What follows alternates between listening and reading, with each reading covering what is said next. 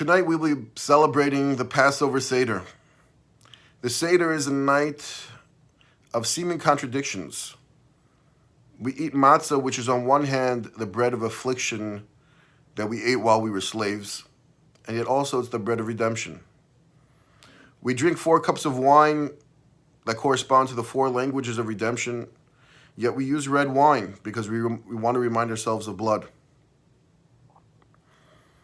And yet the biggest contradiction in my mind is the fact that we are celebrating freedom tonight, and yet tonight of all nights is a night that we have something called a Seder, which means order, that we must do it in a particular way. How can you celebrate freedom when you must do it in a certain fashion? Doesn't that run contrary to what freedom is? Isn't freedom that nobody tells me what to do? And I think possibly the answer is that we are celebrating freedom tonight, but freedom of what? Freedom of our soul. And our soul needs certain things to be free. Just like a body needs oxygen to breathe, our soul needs certain things to truly be free and be able to express itself fully.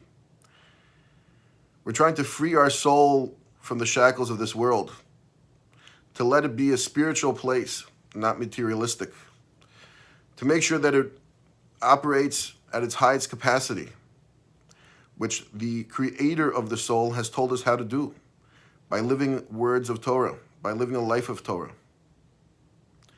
Michelangelo said that when he sees a piece of rock that he wants to make into a sculpture, he doesn't see rock, he sees the sculpture within, and then he frees it from the rock that's surrounding it. Similarly, if I have a piece of violin string and I just hold it in my hand, it's not going to make any noise. But when I tie it to something and I tighten it, then it's able to produce its magic. Well, the soul wants to be tied to something, and that thing is the Torah. Eitz chaim hi lamachazikim bo. It's a tree of life to those who grab onto it. So tonight, we are actually free because of the Seder, not in spite of the Seder.